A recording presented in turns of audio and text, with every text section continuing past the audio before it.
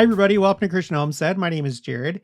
In the last video I recorded, we were talking about a miracle that took place with the cultural celebration for the Kansas City, Missouri temple in 2012. And it's a story that was told by President Monson in General Conference. When I prepared for that video, I pulled up this YouTube video that has the entire celebration. And after I was done recording and before I closed out of this, I decided to go ahead and skim through this and see if there was anything interesting to add to my spreadsheets. And there was. And I think it has to do with the building up of New Jerusalem in Jackson County. And thankfully, this church news article has the exact wording at this part. It says, "But not all change involved leaving. Some groups came. Beginning in the 1960s, this region has seen an influx of Polynesian immigrants coming to participate with the saints of this land. Gathering from all the islands of the South Pacific, Independence, and the regions around it are home to one of the largest expatriate Polynesian groups in the world." Okay, so before we continue, you know my stance on prophecy. It's based on the words of prophets and apostles who have said that most of the time when prophecy is fulfilled, it's done through natural means. That unless you have the Spirit as your guide, and unless you have eyes to see and ears to hear, you're probably just going to dismiss what the Lord is actually doing because it's not spectacular. You're expecting supernatural manifestations, big and obvious things. Well, I think that this is a big deal. The Polynesians and this large influx into Missouri. And I'll explain why in just a minute. Why the Polynesians specifically? There's a reason. Before we get to that, I did a little bit of research and I found this on Fox 4, Kansas City. Island Fest 816, or I don't know if it's like 816 or 816, celebrates Polynesian culture in Kansas City Metro. Independence, Missouri. Island Fest 816 drew crowds of people to the Independence Square on Saturday.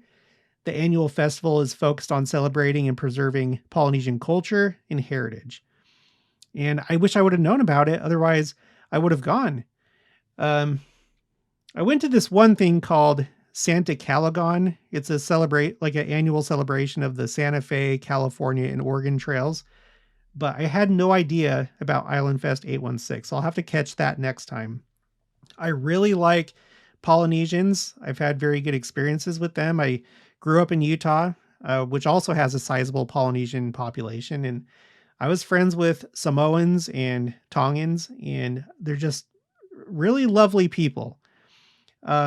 Later on, it says, Saturday was the 23rd annual Island Fest 816. The event was held in a larger location this year. And then later on, quote, "They've been growing every year, and they've just kind of outgrown the previous location." So this is a growing thing, and I'm going to help make it grow by going to it next year. But why am I focusing on Polynesians?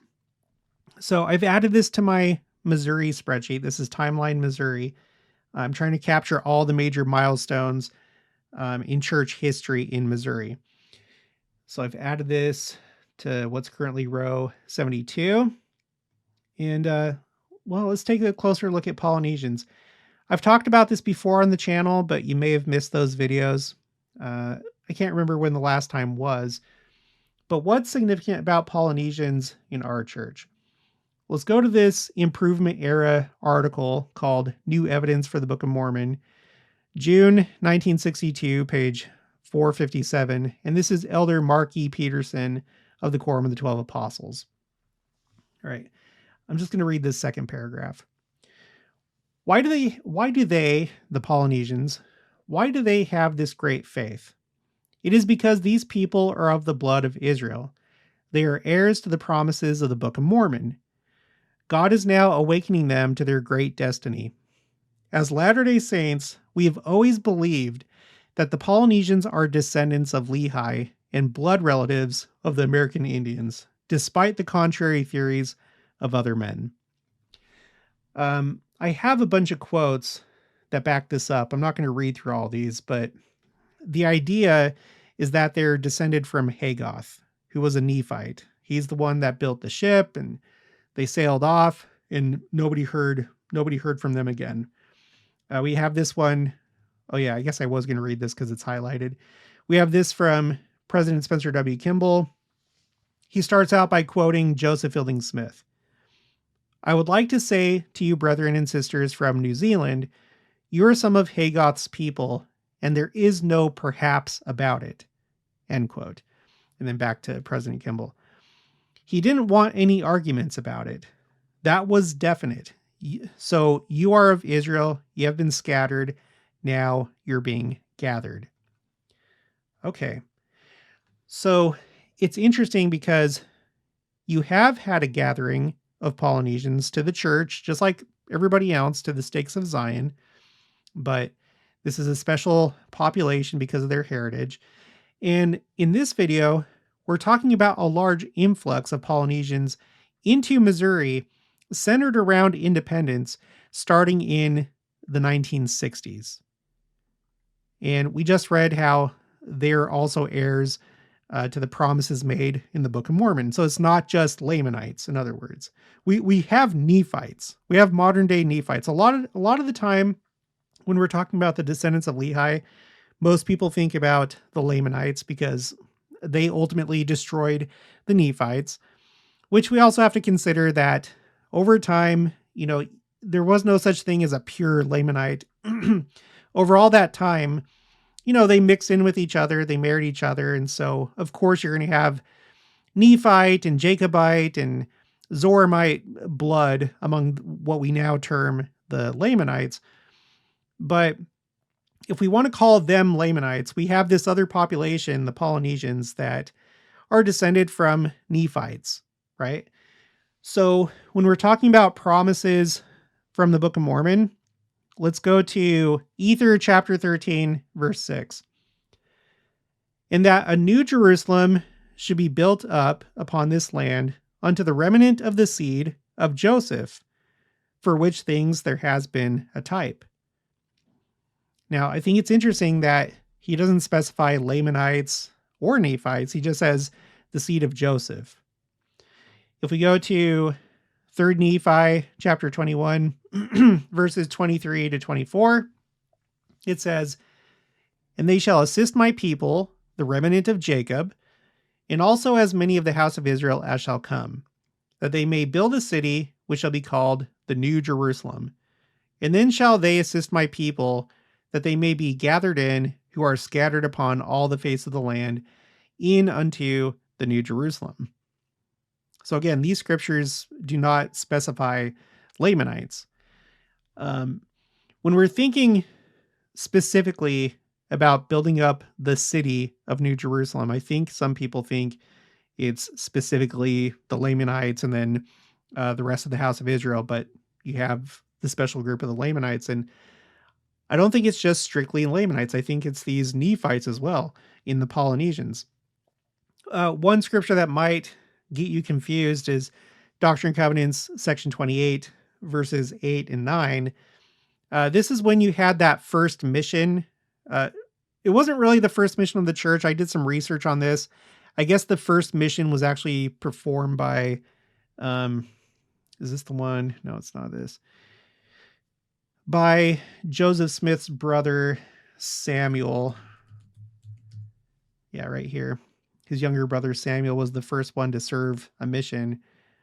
But I think the second mission was this one that we're about to read about, which involved Oliver Cowdery, Peter Whitmer Jr., Parley P. Pratt, Ziba Peterson, and then I think there was, Frederick G. Williams. So they were sent to Missouri and to what's now modern day Kansas. And that that state line at that time was known as, Joseph Smith was referring to it as the border with the Lamanites, because that was the American frontier at that time. So we're talking about that mission. It says, "And now behold, I say unto you that you shall go unto the Lamanites and preach my gospel unto them. And inasmuch as they receive thy teachings, thou shalt cause my church to be established among them. And thou shalt have revelations, but write them not by way of commandment. And now behold, I say unto you that it is not revealed, and no man knoweth where the city of Zion shall be built, but it shall be given hereafter. Behold, I say unto you that it shall be on the borders by the Lamanites. Now, what I didn't know until I prepared this video is that their base of operations was basically Independence. They came to Independence and then they went into what's now modern day Kansas and maybe even down to Oklahoma. I'm not sure, but definitely into Kansas. But this scripture talks about the fact that, you know, the city of Zion is going to be built. And at that time, it was not yet revealed. But later on in Doctrine and Covenants, it identifies Independence as the spot for the New Jerusalem. So here we're talking about the city of Zion. We're talking about the Lamanites, but this was just a mission to the Lamanites. And interestingly, it was basically based from Independence, Missouri. Okay, so I feel like these scriptures that we just read could also apply to the Polynesians. And so it's super interesting that starting in the 1960s, there's this influx. And so I feel like this is an example of prophecy being fulfilled in natural ways. You have descendants of Lehi that I guess it was notable enough to where, you know, it's been documented and then it's brought up in the cultural celebration. But you did have a big thing happen. But if you're looking for the sensational and the obvious, then you may have missed this part of it. And I'm not saying that this is the whole thing, but I think that this is a very important part, is these Polynesians coming to Independence, Missouri in the surrounding areas. If you go to the Wikipedia article for Pacific Islander Americans, there's a few parts that point out that, you know, you have a bunch of Polynesians that are members of the church. I just want to read a few of these things here. In 1889, the first Polynesian Mormon colony was founded in Utah and consisted of native Hawaiians, Tahitians, Samoans, and Maori. Now, I think that this colony that it's talking about is Iosepa. I've known about this for a long time. It's basically a ghost town now. Well, yeah, it says it's a ghost town right there. But there was this colony of Polynesians in the area basically known as the West Desert, west of Salt Lake City, as you're going out toward the Salt Flats, which is more like toward the border of Utah and Nevada. I'm not going to read this, but you can pause and read this if you like. Unfortunately, I guess what happened was they constructed the temple in Hawaii. And once that happened, I guess most of them decided to go to Hawaii and enjoy the temple. They weren't instructed to do so, but that's what happened. I didn't know that there was this historical marker out there. So next time I go to Utah, I'm probably going to try and go see that and record it for my other channel, Explore Church Sites. But I think that this is really cool. It would be great if that city could be built back up. I don't know if it ever will be. You can pause and read this part. It talks about the Laie, Hawaii temple being constructed, and that's what made them want to go back, or made them want to go to Hawaii. And then more recently, I've covered this before, but I think that this is significant. I think that this is probably part of the larger influx that started in 1960. This is just like a later chapter of that story. But this article is dated August 30th, 2023. First Latter-day Saint Tongan branch created in Missouri. It has the branch presidency right here. And then it says, Missouri now has its first Tongan branch of the Church of Jesus Christ of Latter-day Saints. The Trenton branch, Tongan, was created from the Grand River Valley Ward in the far west Missouri stake. Now, I'm wondering if they're still in that stake, because since this article was written, the far west Missouri stake has been split, and now there's a Grand River stake. Grand River is the river that goes through Adamandayaman. Okay, let's see. So this part's talking about the second counselor, Tevita El Mahu Inga. It says, Mahu Inga was the first Tongan to reside in Trenton in northwest Missouri near many church historic sites.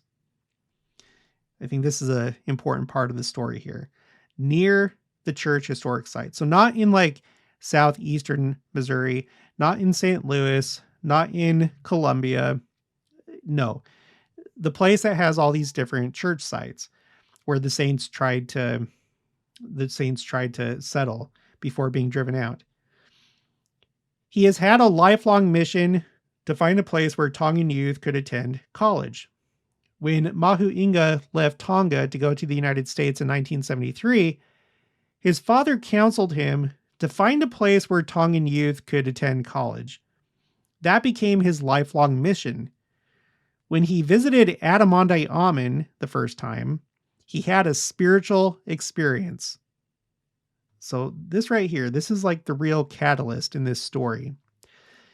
This is the catalyst that seems like it's going to affect generations of Tongans after this happened. This was a hinge point for this people, this group of Tongans. Soon after he learned about North Central Missouri College in Trenton, 26 miles away from Adamandi Amen. In 2022, Mahu Inga's daughter started classes at the college, and the school held a ceremony honoring her as the first international student from Tonga.